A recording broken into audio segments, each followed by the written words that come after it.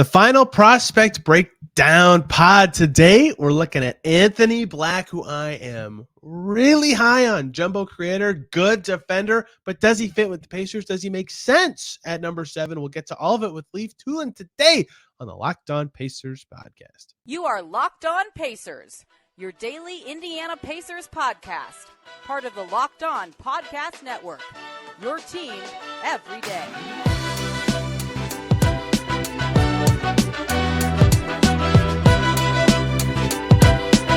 Welcome in to another edition of the Locked On Pacers podcast, where we, of course, talk about the Indiana Pacers. As always, my name's Tony East. I cover the team for Forbes and SI, and today there are 6 days until the NBA draft. Let's get in one more draft prospect profile. It's Anthony Black, someone I'm very high on, although I don't know if he is necessarily the perfect fit for the Pacers at number 7. We'll get into all of that today with Leif Thulin, talking about why I'm higher on Black, what his skill set is, how he fits into this draft picture, his fit with the Pacers, all sorts of little stuff about his game. If you have any other draft topics you think need to be covered before next Thursday, let me know either by tweeting at me at Tony R. East or commenting if you're watching on YouTube, because there's still 3 more shows to go between now and then. Lots to cover still with what this Pacers team needs to do exactly. We're doing free agency previews as well. We've done small forwards and power forwards this week, as well as centers coming next Monday.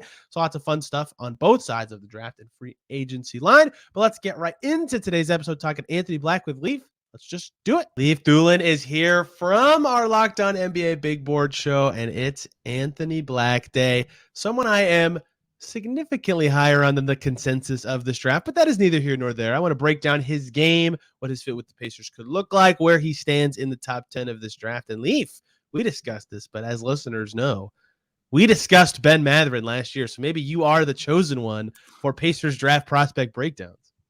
Yeah, I mean, I gave a glowing review of Mathurin last year, and it worked out nicely for you guys. I'm not sure if you're as high on Black as you were Mathurin last year, though. They're similar. I think I had Mathurin in my top 6 and Anthony Black's number 8, but I think by the end he might be 7 on my board. Yeah, I have Black higher than you. I won't say specifically where until potentially later in the show, but I always start these with the elevator pitch just for people that have no idea who these guys are. And Black's is that he is a gigantic guard with creation upside who can really defend on the perimeter, and everything else is kind of a giant question mark. So that's what makes him so tantalizing to me, is like, if all of those things that I said at the beginning hit, and he is just this really tall, change of speed creator who can defend on the perimeter, like, I don't really care if he can't shoot, honestly. But if he can't be that level of creator in the pros, or the defense isn't what it looks like it could be, then there's going to be a lot of questions about what his role is, how he can even be on the floor a bunch. So he's really interesting in that his upside is enormous, but at the same time, if some of his question mark skills don't hit, it's harder to find a role that makes sense for him.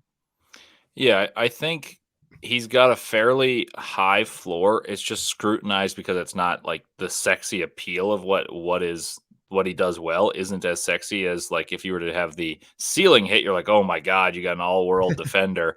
And Right. So I think people complain about, like, the simplicity of what he does well, which is brilliant. He's a 6'6" guy who's a very much above average NBA athlete who creates at a high level. And even though his shot wasn't good, like 30% isn't good, it doesn't look broken. Like there's a difference between broken and like just not great touch. And I think he's closer to being fixable than there are some other guys. Thompson twins have significantly more questions about their shot, are older, and Anthony Black has shown that he can carry a team.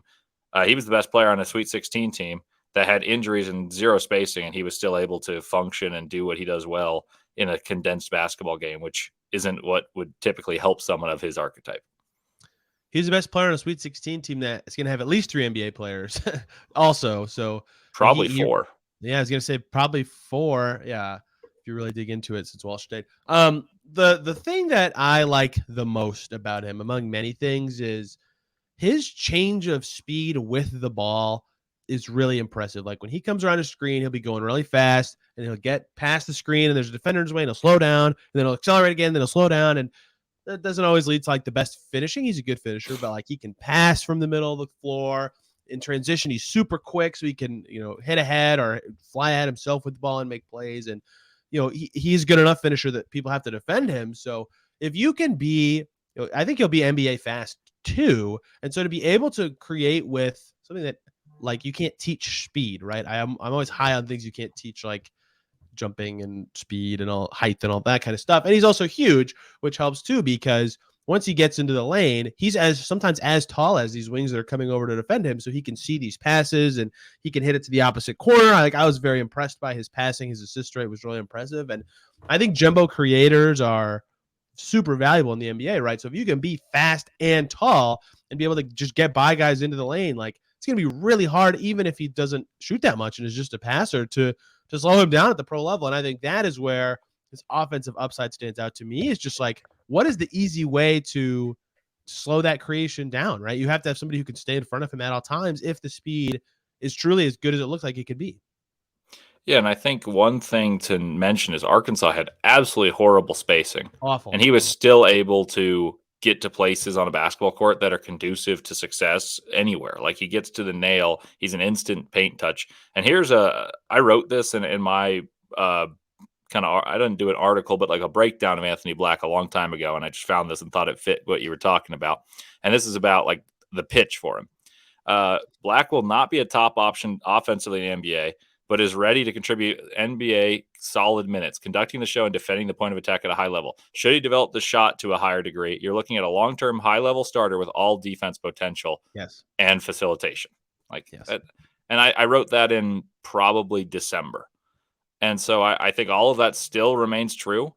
And I think you could even see more basketball creation than was shown then, because he developed into a bigger role as Nick Smith was injured. Arkansas went through ups and downs, and he took on a heavier burden. And I think all that stuff is true. Like, he's not going to be your top scorer. Like, if you're trying to draft him to be a top scorer, you're not drafting correctly. You're drafting to make your team better. And he can do that in a lot of ways. And that's why I say his floor is sneakily high. Yeah, I don't think he's a bad score necessarily. 65% at the rim, good mid-range-ish game because of his floater and his height. Again, like, a lot of times he gets in the paint, he's just like, oh, this guy on me is shorter than me. But the passing part of it and the secondary creation part of it, I agree with you, is like his ideal role, and he's going to be really good at that too, especially if he has any sort of three. And we'll get to that. Like, I think shooting is sometimes overrated as a thing that people talk about for prospects, although it's important, obviously. But if he gets like to 34% and you can't just run him off you have to run him off the line, it's like, oh man, this guy's going to be perfect next to a high volume creator. And that alone makes him really valuable on offense to me. Is like, if you're tall and can create, the Pacers just saw this last year. Tyrese Halliburton, 6'4", 6'5", right? Like, it's really hard to guard him. He can create a shot for himself or someone else every possession, every single one. Like, there's no scheme you can do. You can try to force him left, and some teams got away with that, but like, it's hard to slow those kind of guys down. So I agree with you that I don't think Black will be a scorer per se at the pro level. He shot like over 50. Like, his true shooting was fine. I think it was like 56%. It wasn't good. But at the same time, like, if he's an off-ball guy who the second he catches, he's making a move or he's creating for somebody else, I think that's really valuable. And he did play off the ball some at Arkansas. That, again, they have other NBA talented players on their team. He's just so shifty that he can even wiggle free away from the play. Like, there's a lot for me to like in terms of how he'll get open. And I really value creation with prospects, and he certainly can create. Yeah, and one thing that I think people are going to conflate because of the way he played at Arkansas, where he had the ball in his hands, it was kind of like herky-jerky. He had games where he couldn't hit the broadside of a barn. And I think what you got to understand is, you put him on any team, whether it's the Pacers or my Jazz or any team in the NBA, there's so much better spacing. So there's even more space for him to do what he does well. And even though the athleticism in the NBA is better than college basketball, I don't think that's as much of a jump as it is a helper that there's so much space in the NBA. Also, the NBA runs a pick and roll or a pick and pop, and I think that's where Anthony Black's at his best. He snakes through them, uses his size to create advantages, see over defenses, and he can do things he couldn't do just because of how compact defenses played Arkansas, because their best shooter was like a 30% shooter. And it's really hard to have that be the case. And so one other thing is, if you're giving more freedom offensively, I think he'll have more gas left in the tank to play defense at an even higher level. And everyone talks about Case and Wallace being compared to like Marcus Smart or Drew Holiday as these grandiose comparisons. I don't think it's out of the realm of possibility. In fact, I'm not sure it's not likely Anthony Black's the best defensive guard. I mean, maybe the Thompsons, but they might have a higher usage rate. And I think Anthony Black's got just as good a chance of being as good a defender as Casey Wallace, if not better, because he's bigger. Hey guys, one short little break here so I can talk to you about Birddogs, who make the best pants and shorts out there. They make you look good, and I absolutely love them. I just wore them on my trip to New York City. 2 different full days walking around, 20K steps. They were comfortable all day, and they make you look good. They have stretch khaki shorts that are designed to fit slimmer through the thigh and your leg, giving you like a sculpted look. They do the exact same thing as Lululemon, but fit way better, and they fit way better than regular shorts that are made of stiff, restricting cotton. They fixed the issue of that kind of shorts by inventing cloud knit fabric that looks just like khaki but stretches so you get a way slimmer fit without having to sacrifice movement. And they have their anti-stink sweat wicking fabric that keeps you cool and dry all day long. Go to birddogs.com/LockedOnNBA for a free Yeti-style tumbler with your order. That's birddogs.com/LockedOnNBA for a free Yeti-style tumbler along with whatever you order. You won't want to take your Bird Dogs off. We promise you that. Try them out today. I think he's my number one defensive guard prospect. We'll get to why in a minute, but just, yeah, I agree with everything you're saying here. And I'm just so high on his skills that I feel like I'm just gonna be like, every time someone says something good, I'm like, yeah, totally. The shooting we'll get to, it is not awesome. I'm a little lower on it than you, although his form is fine, but I think the spacing part of it is significant because he's really good at snaking pick and rolls. He keeps guys on his hip, right? So as soon as he's in the lane, it's like, okay, this is an advantage. This is huge. And because he himself is huge, I think that's really valuable. I feel like I'm relying on his height a lot in the analysis, but like, hey, he's still going to be 6'6" when he is drafted. So there's just a lot to love about his offense to me. I think creation is my number one valued skill in every draft. And that's why I'm a little lower on some of the guys who are considered typical top 3 picks and way higher on Anthony Black. The defense of this is fascinating because this is usually a term that is reserved for offense. And we've actually used it already to talk about his offense in this, but he's shifty on defense. I think that is something really interesting to talk about with his defense. Like, I put this in my notes as something I noticed that he does because I don't know if I've ever seen any other teenagers do this. When he gets screened and he's fighting through a screen and he has to get to his man, he spins his body all the way around the screen. Like, his head is facing the rim. He's facing away from his man.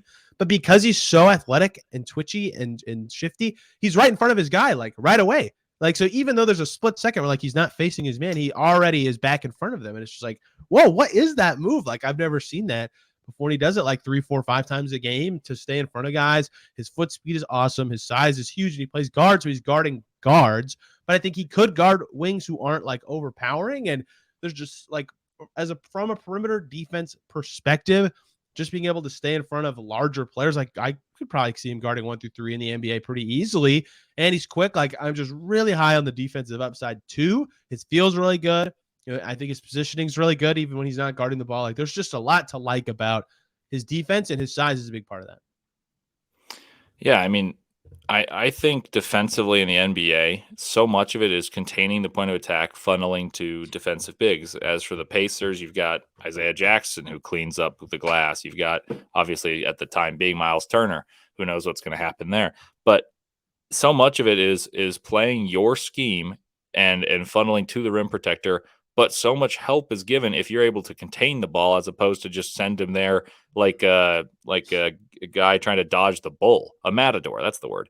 Like so much of the Jazz defense in years past was let's funnel to Rudy Gobert, and then you see them getting exposed with Terrence Mann and Maxi Kleber hitting these threes. So I'm uniquely appreciative of guards that really put their chops ready to play defense and lock up on the perimeter. And so if they have both potential offensively to facilitate and do things and be a plus on that side, and all NBA defense potential, which I don't say lightly, Anthony Black has that.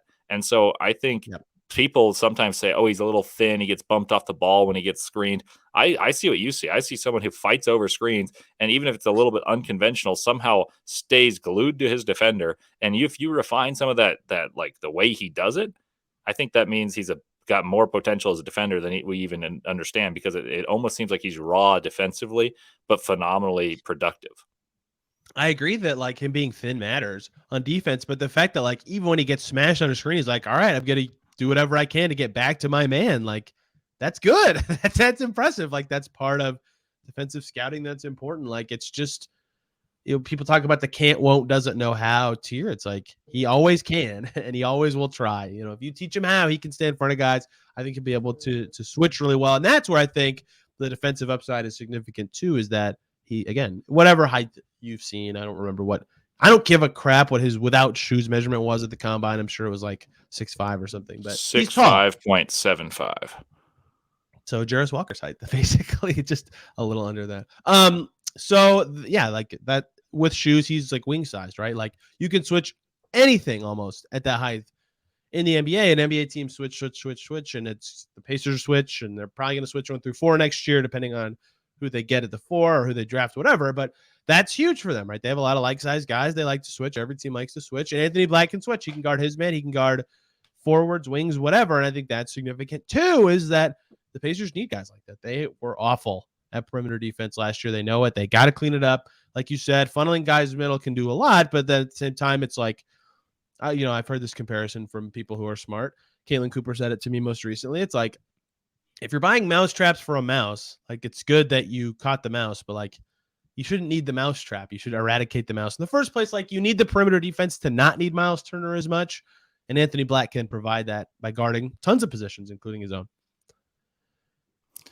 Anthony Black's got this unique ability to defend without fouling and put pressure on the rim without fouling offensively.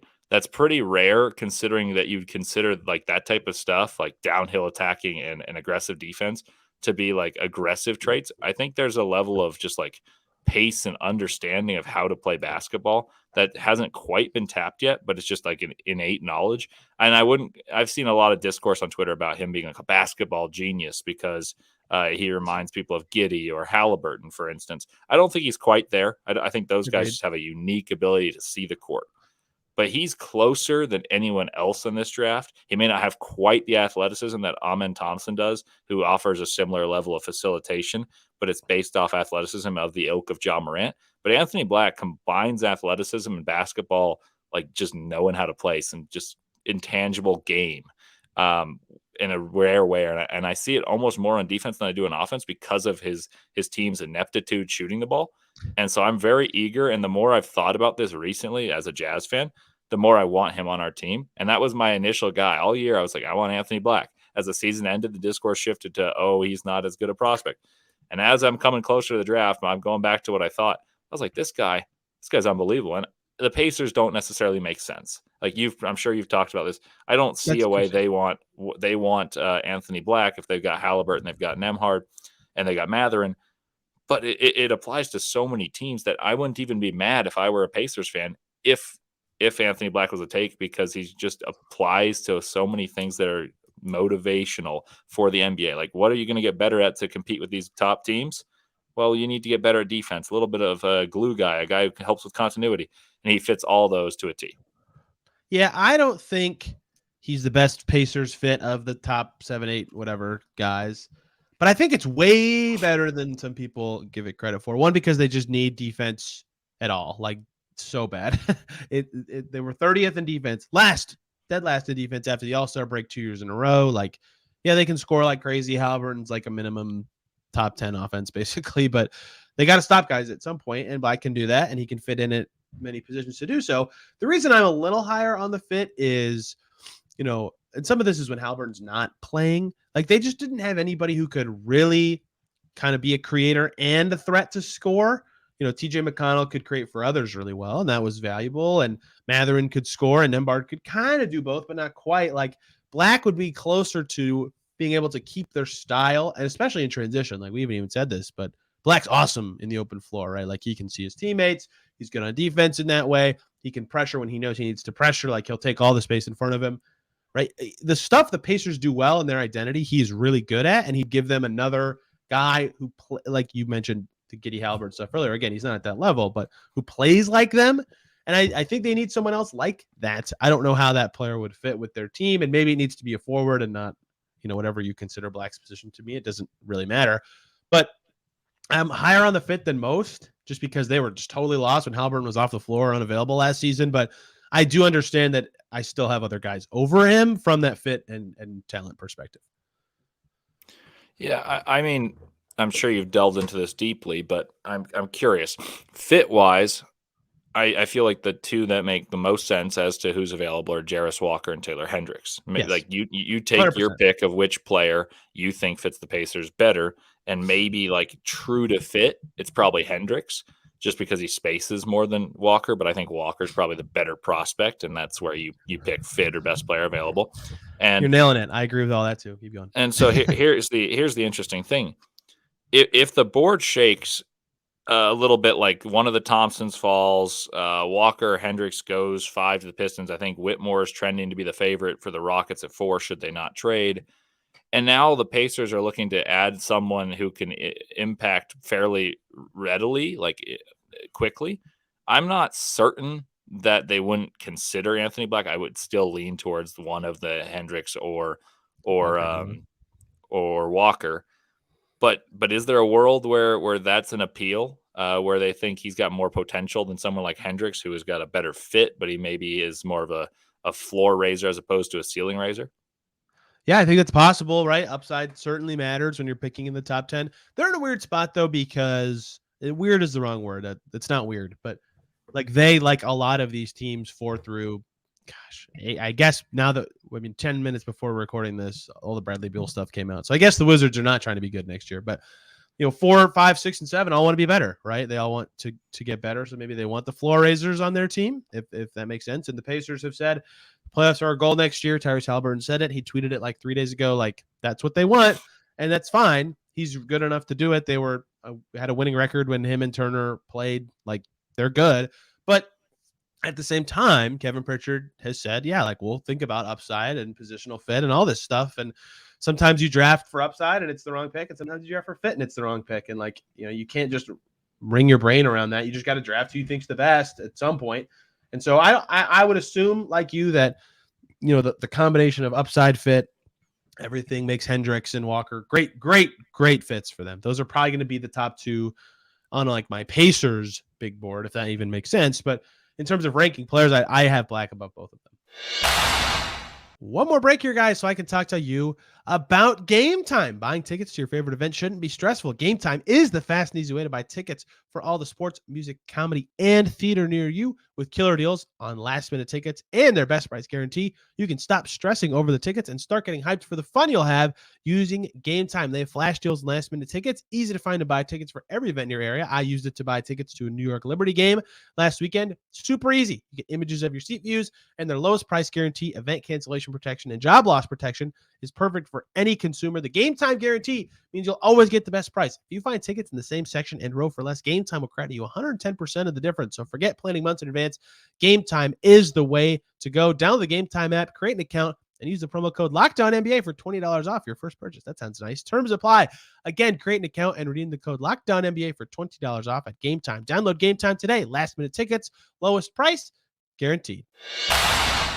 So why do you have Black above someone like Jarris Walker? And this is just a little bit of a philosophical one. So a lot of what he does is similar to Black at a more coveted position defensively. It's just he had less on-ball exposure. Is that kind of your differentiator?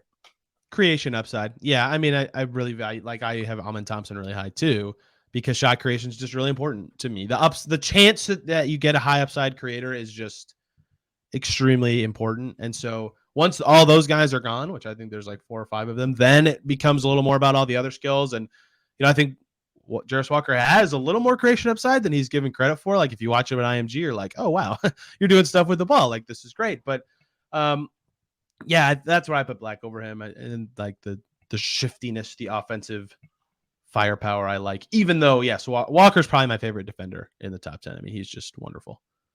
Yeah, no, I think that's a very fair one. I just figured I'd pose that for people listening, because you guys have one of the rare players that can create just splendidly. Every possession. Like every single possession you can run through Tyrese Halliburton, he'll get you a good shot.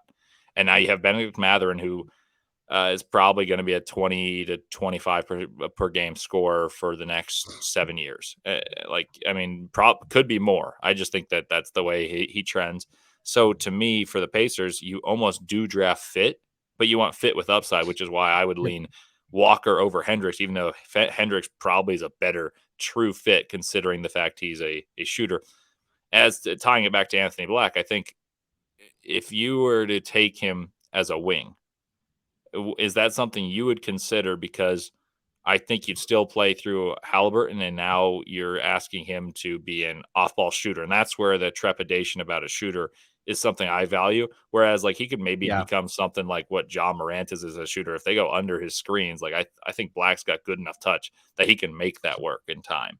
But like, you're not gonna do that if you have Tyrese Halliburton. That's why I think that this fit is just jarring enough that you wouldn't do it. Yeah, that's why I put this in the little graphic for those on YouTube. I put, can he be a wing? Because if he can't, or you don't think he should ever be, then the Pacers probably just shouldn't pick him, right? They've got Mather and Halliburton and Nembhard already. They've got good fits there. Nembhard's defense is solid for a young guy already. Like, he probably should have made all rookie. In fact, he definitely should have made all rookie. Either way, if you can't play Black at the 3, then he's just there's not gonna be enough minutes for all these guys, right? It just doesn't make sense without another move. And I don't know why they would be tripping all over themselves to trade one of those 3 guys to fit in Anthony Black. Like, I think he's really good, and in a vacuum big board where there's no players on any team, I'd have him really high. But there are players on teams, and fit matters, and some fit matters with your young players specifically that should be under contract for a long time. So if he can be a wing, if you draft Anthony Black and you think, yeah, he can play the 3, right? Yeah, you're gonna need him to make more 3-pointers, which I don't think he can. Again, maybe he'll be better than, like, what you're saying. Makes sense to me that his touch is decent on the 3s. Like, I think he'll be better than his percentage at Arkansas, but I don't buy the shooting a ton. I don't know. We'll see. But if he can't do that and he's off the ball there, then he's not really a wing. I mean, I kind of ascribe to the theory of you are what you can guard, and I think he can guard 3s, so maybe that's fine. But there would be some clunkiness certainly with the Pacers specifically there. But if they drafted him, I would assume it's under the thinking of, we think he can play the 3, because if not, then I have a lot of questions about what they're doing with all these guards. Yeah, I mean, I think he could play the 3 and play as a cutter. But I think if a team's taking Anthony Black, they're going to give him the reins as a point guard, which is why I hesitate to see this as a fit for the Pacers. Like last year, for instance, we were talking, and we texted, I believe, and I was like, the best pick for the Pacers that could possibly happen is Benedict Mather, and we talked about that. And the large appeal was, look, if you have Halliburton and you've got like the core that you have, just take the best player available and one with upside. And I still think it's the same idea, best player available. But when you have a guy who has the keys to the franchise, taking someone that you'd want to give the keys to the maybe not the franchise, but the keys to the team, at least offensively, it just seems redundant to a degree of you don't want to duplicate your best player unless that player, like you had the 2 pick and Scoot Henderson's there. You probably take Brandon Miller. Personally, I would take Scoot Henderson because I just think he's that level of talent. 100%. And in Anthony Black's case, I'm high on him. I am. I like a lot of what he does. In the last couple of days, I've just been like, man, he's so good at so many things that I think are very valuable. But you just don't have as much value if you have Tyrese Halliburton and you have Tyrese Halliburton. I agree with that. His spot on any of these teams, like in the top whatever, the Rockets have creators that are young. Excuse me. The Pistons have creators who are young. The Pacers have creators who are young. Like, it seems like maybe Orlando, I guess, but they also have a lot of young guards. Washington, especially if they trade Beal, seems like the perfect Anthony Black fit to me, given his skills and where he should fit in. But again, like, I can squint and say he's a wing, or I can squint and say he's a jumbo creator and be like, yep, I get why any team would consider it, even though I don't necessarily think it makes the most sense for the Pacers. Everything you're saying makes sense. Where do you have him in your top 10, if you don't mind me asking, if he's in your top 10? Yeah, Anthony Black for me is at 8 right now on my big board. I think there's a chance he moves to 7. I'm kind of watching some film on a few players. There's a real world way that I think he could have the best rookie season of the kind of the guys that are jumbo creators, and that's not counting Scoot Henderson. I think he's just a point guard. So like Amen Thompson, Osar Thompson, count Cason Wallace if you'd like, Kobe Buffkin, Jalen Hood-Schifino. I think there's a real chance if he goes to the Wizards or the Jazz or any of these landing spots, even the Magic as a potential one at 6, which I don't think that'll happen, but I'm not going to rule it out. I think there's a way that he'd have a solid instant impact, which is something people would be concerned about considering he has a flaw in his jump shot. So I think he's got a higher floor than people think and a higher ceiling than people think. And I don't have to talk myself too much into like what he can do on an NBA floor, because I think the NBA floor helps him more than it hurts him. Yeah, agreed. I have him higher than you. I haven't finalized numbers yet, so I'm not sure I'll say a number, but it might be lower than 5. It might be lower than 5, Leaf. I'm not sure yet. We'll see. But again, right. For him more, but okay. Also, I haven't really said this anywhere yet. I'm kind of lower on this draft class in general than a lot of people, which is strange. Like, feels like there's a lot of like 10th through 20th ranks guys for me in a normal year. The top is amazing, of course. That doesn't really matter. I think Anthony Black is really wonderful. I think the stuff he's good at is unique and would help any NBA team. And the chance you could have a high quality secondary creator with size who can defend is just such a valuable kind of prototype. And I think the sales pitch for him is impressive. And I think any team could draft him and squint and say it makes sense. But in his actualized best role, I'm not sure it makes the most sense for the Pacers. Is that a good way to sum it up and close this out? Yeah, I think that's spot on. I think his best role is emulating what Josh Giddey does. I'm not saying he is Josh Giddey, but emulating what Josh Giddey does well, emulating what jumbo creators that have found success do well, and be better defensively than those guys. And that's where his upside is, because his floor is what he is offensively, and defensively it is how good can he be defensively. Tyrese Halliburton is just otherworldly offensively, and it makes it hard to visualize a way he's the pick for the Pacers, but he may well return value that the pick for the Pacers doesn't, both immediately and down the road, just because on-ball creators are a very coveted asset. Bingo. I think you nailed it. And this will come out Friday, so this is less than a week from the draft. I can't believe it. This is my last prospect profile of the year. Lots of draft stuff coming next week, as well as the free agency preview for the center position for the Pacers. Yes, I will talk about it, even though it makes very little sense for them to actually add a center to the team. Leaf, thank you for the time and the extra time, because we suck at technology despite not being older people. Where can people find you and your work covering the draft? Yeah, NBA Big Board, Locked On NBA Big Board's where I'll be all week with Rafael Barlow and Richard Stamen. And then if you guys are interested in listening to what the Jazz may do, I'm taking over for David Locke for the next 2 weeks and going over the draft and what happens post-draft. So in case you're interested, that's where I'll be. And then Leif Thulin on Twitter, give me a follow. I post a lot of Jazz stuff and then NBA draft in specific. I'm a basketball junkie. I watch a lot of college hoops if you like that stuff too. Highly recommend. Thank you all for listening this week. Some fun episodes. Sorry that I still sound like this. Hopefully it is gone by the next time you guys are listening. Have a fantastic day. See you soon.